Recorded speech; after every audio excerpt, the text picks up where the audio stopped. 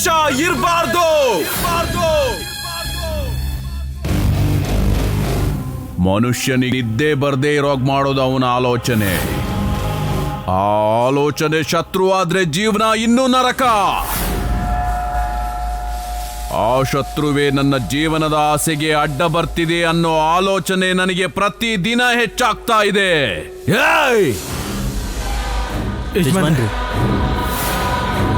ಶತ್ರು ಬಲಹೀನನಾದ್ರೂ ಬದುಕಿರಬಾರ್ದು ಅನ್ನೋದೇ ನನ್ನ ಸಿದ್ಧಾಂತ. ಆ ಪರಮೇಶ ನಿಜವಾಗ್ಲೂ ಬದುಕಿದ್ರೆ ಕೂತಿಗೆ ಹಿಡಿದು ಅವನ್ನ ಇಲ್ಲಿ ಕರ್ಕೊಂಬನ್ನಿ. ಅವನ ಕತ್ತನ್ನ ಕತ್ತರಿಸಿ ಇಲ್ಲೇ ಹೂತಾಕ್ಬಿಡ್ತೀನಿ. ಆಗಲ್ಲ ಬರಲ್ಲ ಅಂತಂದ್ರೆ ಅವನ್ ತಲೆನ ಅಲ್ಲೇ ಕೊಡ್ದು ನನ್ನ ಪಾದದ ಬುಡಕ್ ತಂದಾಕಿ. ಒಂದು ವೇಳೆ ಆ ಪರಮೇಶ ನಿಮ್ ಕಣ್ಣಿಗೆ ಬೀಳ್ದೆ ಆ ಪುಣ್ಯ ಕಣ್ಣಿಗೇನಾದ್ರೂ ಬಿದ್ರೆ ನಿಮ್ಮ ಅಸ್ತಿನ ನಾನ್ ಕಾಶಿಲಿ ಬಿಡಬೇಕಾಗತ್ತೆ. ಅರ್ಥ ಆಯ್ತು ಅನ್ಕೊಂಡಿದ್ದೀನಿ. ಪರಮೇಶ, ನೀನ್ ನಿಜವಾಗ್ಲೂ ಸತ್ತಿದ್ರೆ ಸರಿ, ಇಲ್ಲ ಯಾಕಾದ್ರೂ ಬದುಕಿದ್ನು ಅಂತ ಕೊರಗಿ ಕೊರಗಿ ಸಾಯ್ಬೇಕು. ಅಷ್ಟು ಭಯಂಕರವಾಗಿರುತ್ತೆ ನಿನ್ ಸಾವು. ನಾಗನಿಧಿಗೆ ಅಡ್ಡ ಬರ್ತಿದ್ದಾರೆ ಅನ್ನೋ ಅನುಮಾನ ಯಾರ ಮೇಲ್ ಬಂದ್ರೂ ಸರಿ, ಬಿಡೋದಿಕ್ಕಂತೂ ಸಾಧ್ಯನೇ ಇಲ್ಲ. ಅರ್ಥ ಆಯ್ತು ಯಜಮಾನ್ರೆ. ಹೊರಡಿ.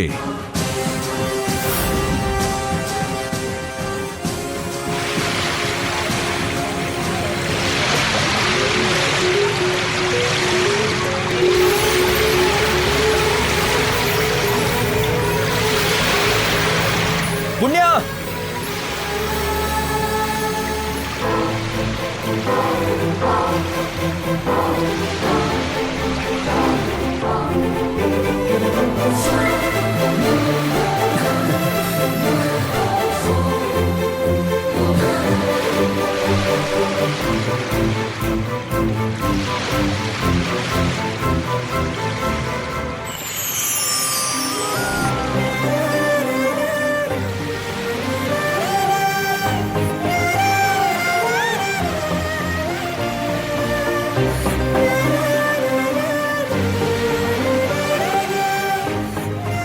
ಪುಣ್ಯ, ತುಂಬ ತುಂಬ ತುಂಬ ಸಂತೋಷವಾಗಿದ್ದೀನಿ. ಎಷ್ಟಂದ್ರೆ ಎಷ್ಟಂದ್ರೆ ಎಷ್ಟಂದ್ರೆ ಇಷ್ಟೊಂದು.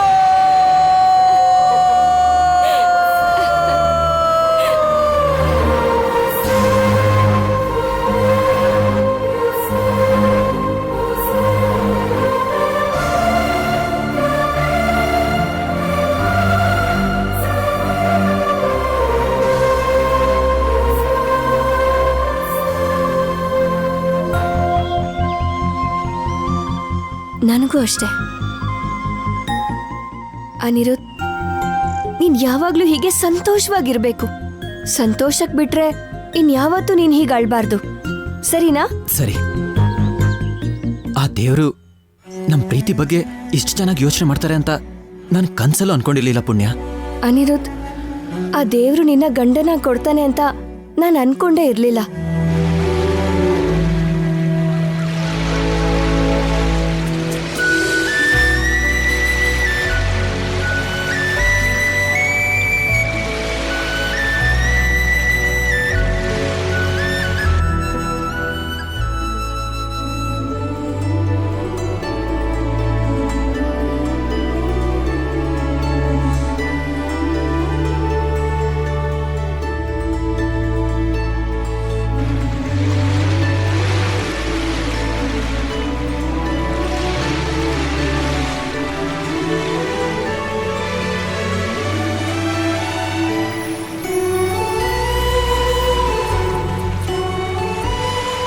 ಓಯ್, ನಿಂಗೆ ನೆನಪಿದ್ಯಾ?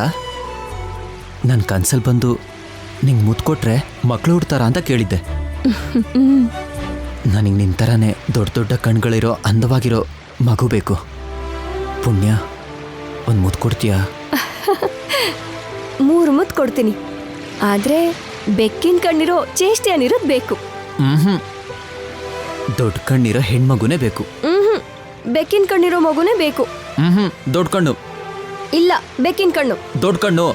ಬೆಕ್ಕಿನ ಕಣ್ಣು. ದೊಡ್ಡ ಕಣ್ಣು. ಬೆಕ್ಕಿನ ಕಣ್ಣು. ದೊಡ್ಡ ಕಣ್ಣು. ಬೆಕ್ಕಿನ ಕಣ್ಣು.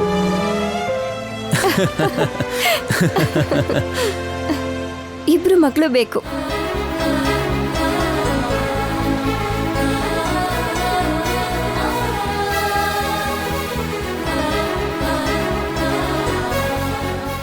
ಅನಿರುದ್ಧ್, ಹುಡುಗಿ ನನ್ನ ಹಾಗಿರೋದು ಬೇಡ. ಮತ್ತೆ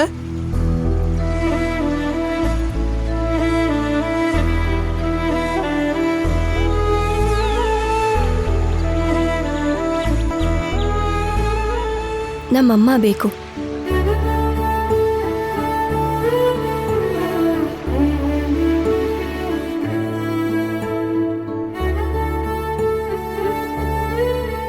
ನಮ್ಮಮ್ಮನೇ ನನಗೆ ಮಗುವಾಗಿ ಬರಬೇಕು. ನನ್ಗ ಬಹುಮಾನ ಕೊಡ್ತೀಯ ಅಲ್ವಾ?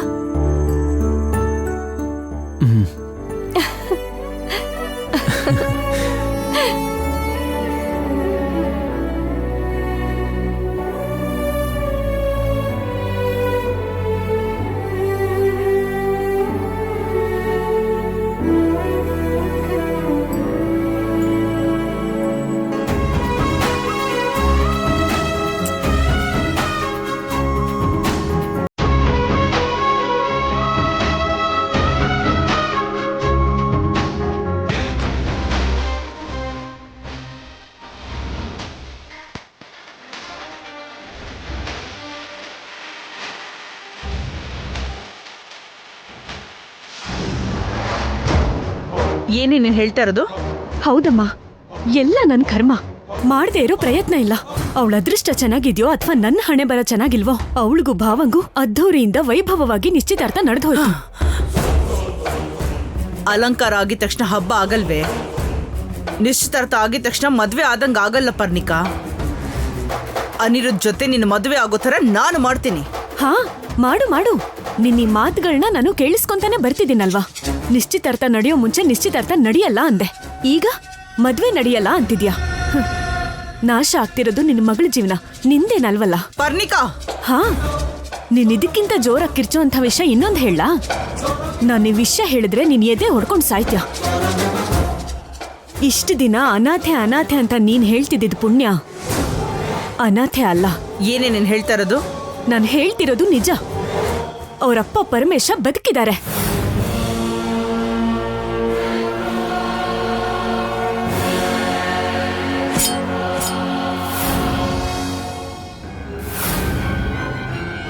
ಸಾಧ್ಯನೇ ಇಲ್ಲ. ಹೇಗೆ ಬದುಕಿರ್ತಾನೆ? ಹಾ, ಬದುಕಿರೋದೇನು, ವಿಜಯನಗರದಲ್ಲಿ ನಡೀತಿದ್ದ ನಿಶ್ಚಿತಾರ್ಥಕ್ಕೆ ಬಂದು ಹಂಗೆ ಮಾಯ ಆಗೋದ್ರು.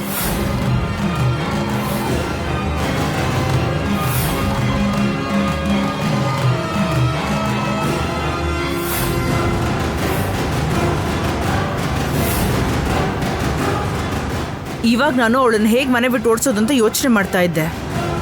ಸರಿಯಾದ ಸಮಯಕ್ಕೆ ಪರ್ಮಿಷನ್ ಬಗ್ಗೆ ಹೇಳ್ದೆ ಕಣೆ. ಮೊದಲು ಅವನನ್ನು ಹುಡ್ಕೋ ಕೆಲಸ ಮಾಡ್ತೀನಿ. ವಿಜಯನಗರ ಸಾಮ್ರಾಜ್ಯದ ಸುತ್ತಮುತ್ತ ಅವನನ್ನು ಹುಡುಕಿಸ್ತೀನಿ.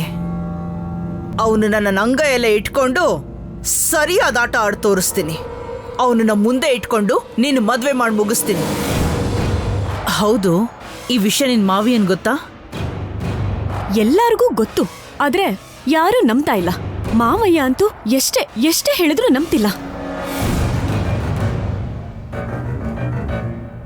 ಹುಚ್ಚುಡ್ಗಿ, ನಾನು ಅಂದ್ಕೊಂಡಿದ್ದು ನಿಜ ಆದ್ರೆ ನಮ್ಮಣ್ಣ ಈಗಾಗಲೇ ಆಟನ ಶುರು ಮಾಡಿರ್ತಾನೆ. ವಿಷಭರಿತ ಹಾವನ್ ಬೇಕಾದ್ರೂ ನಂಬಿಡ್ಬೋದು, ಆದ್ರೆ ನಮ್ಮಣ್ಣನ್ ಮಾತ್ರ ನಂಬಕ್ಕಾಗಲ್ಲ. ಏನಮ್ಮ ಹೇಳ್ತಿದ್ಯಾ? ಹುಚ್ಚುಡ್ಗಿ, ಅಷ್ಟಕ್ಕೂ ಏನ್ ನಡೀತು ಗೊತ್ತಾ?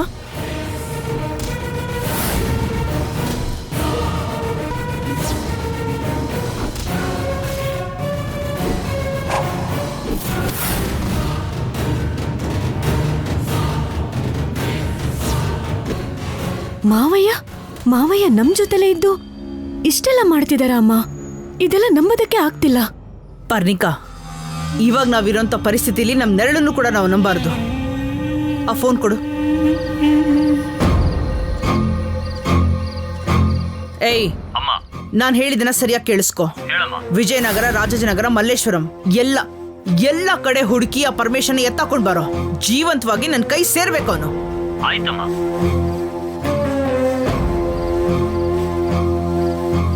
ಸ್ವಂತ ತಂಗಿ ಮಗಳನ್ನ ನಾಗನಿಧಿಗೋಸ್ಕರ ಬೇಡ ಅಂದಿರೋ ನಮ್ಮ ಅಣ್ಣನ ಅನಿರುದ್ಧನ ನನ್ನ ಮನೆ ಅಳಿಯ ಮಾಡ್ಕೊಳಕ್ ಬಿಡದೇ ಇರೋ ಪುಣ್ಯನ ನಾನು ಸುಮ್ಮನೆ ಬಿಡೋ ಮಾತೇ ಇಲ್ವೇ. ಯಾರೇನೇ ತಿಪ್ಪರ್ಲಾಗ ಹಾಕಿ ಆಟ ಆಡಿದ್ರು ಗೆಲ್ಲೋದು ನಾವೇ. ನಾಗನಿಧಿ ನಮ್ದೆ, ಅನಿರುದ್ಧ್ ನಿನ್ನವನೇ.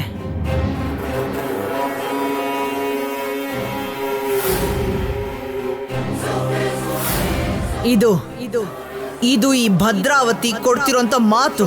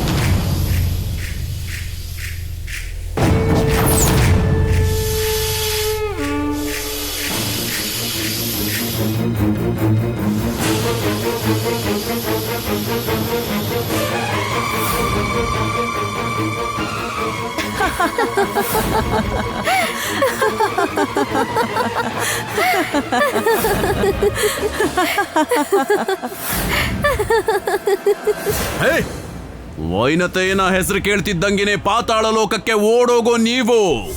ಅವನ ರಕ್ಷಣೆಯಲ್ಲಿರೋ ಹರಿನಗರಕ್ಕೆ ಪ್ರವೇಶ ಮಾಡಿದ್ದು ಅಲ್ದೆ ಸಾಕ್ಷಾತ್ ಈ ಧನಂಜಯ ವರ್ಮನ ಮನೆಗೆ ಬರೋದಕ್ಕೆ ಎಷ್ಟೊಂದು ಧೈರ್ಯ ನಿಮ್ಗೆ. ಇವತ್ತಿಗೆ ನಿಮ್ಮ ಆಯುಷ್ಯ ಮುಗ್ದೋಯ್ತು.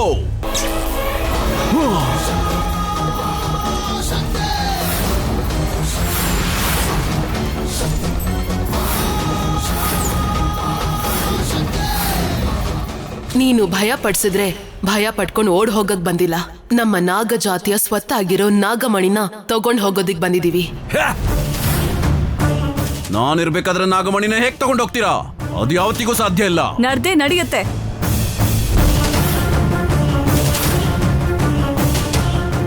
ಶ್ವೇತಾ,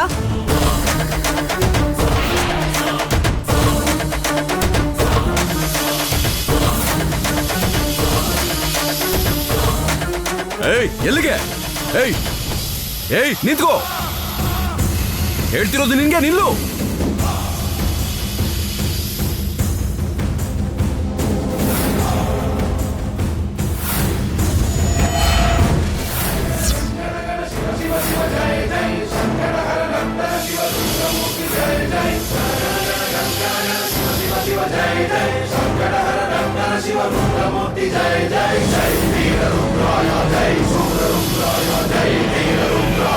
ಈ ನಾಗಮಣಿ 4 ಜನರಿಗೆ ಉಪಯೋಗ ಆಗುವಂಥದ್ದು, ಅದನ್ನ ನಿನ್ ಸ್ವಾರ್ಥಕ್ಕೆ ಉಪಯೋಗಿಸುವಂಥದ್ದಲ್ಲ.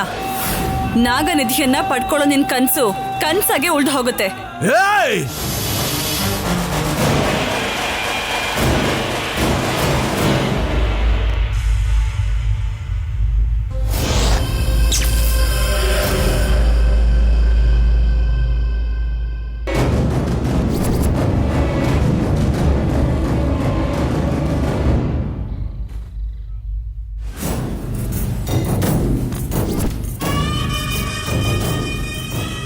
ನಾಗಗಳ ಈ ಗರುಡ ವಂಶಸ್ಥನಾದ ಧನಂಜಯ ವರ್ಮನ ಮನೆಗೆ ಬರೋದು ಅಂದ್ರೆ ಏನು? ಮತ್ತೆ ಜೀವಂತವಾಗಿ ನಾಗಮಣಿನ ತಗೊಂಡೋಗೋದು ಅಂದ್ರೆ ಏನು? ಈ ನಾಗಮಣಿ 4 ಜನರಿಗೆ ಉಪಯೋಗ ಆಗುವಂಥದ್ದು, ಅದನ್ನ ನಿನ್ ಸ್ವಾರ್ಥಕ್ಕೆ ಉಪಯೋಗಿಸುವಂಥದ್ದಲ್ಲ.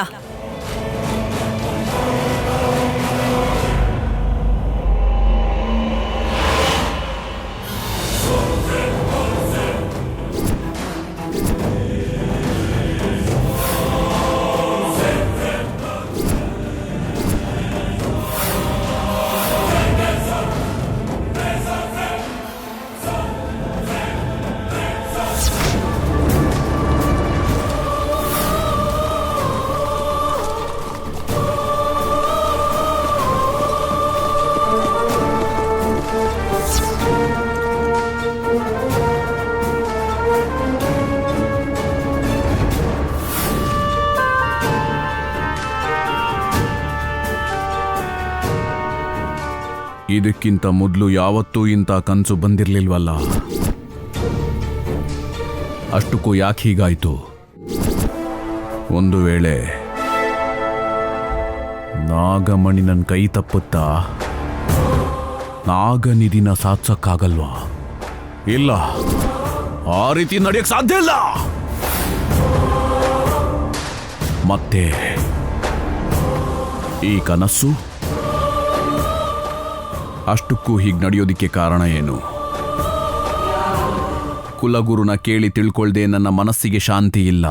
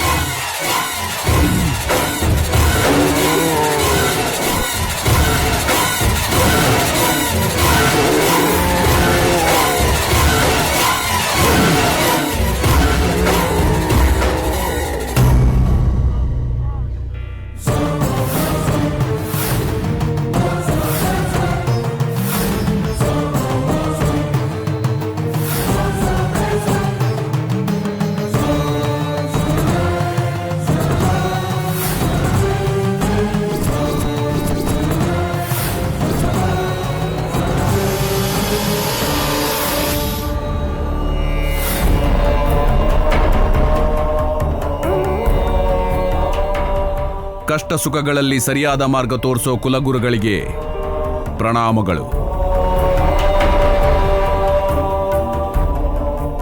ದೀರ್ಘಾಯುಷ್ಮಾನ್ ಭವ. ನಿಮ್ಮ ಆಶೀರ್ವಾದ ಇರೋವಾಗ ಯಾವ ದುಷ್ಟಶಕ್ತಿನೂ ನನಗೇನು ಮಾಡಕ್ಕಾಗಲ್ಲ. ಮೃತ್ಯು ಕೂಡ ನನ್ನ ಹತ್ರ ಬರೋದಿಕ್ ಸಾಧ್ಯ ಇಲ್ಲ ಅನ್ನೋ ನಂಬಿಕೆ ನನಗಿದೆ ಗುರುದೇವ. ಗರುಡ ಶಕ್ತಿ ಇರೋರ ನೆರಳು ಕೂಡ ಸೋಕಿದ್ರೆ ಭಯ ಪಡೋ ಅಂತ ನಾಗಗಳು ಏಕಾಏಕಿ ನನ್ಮನೆಗೆ ಬಂದು ನನ್ನೇ ಭಯಪಡಿಸೋಕೆ ನೋಡ್ತಿದೆ.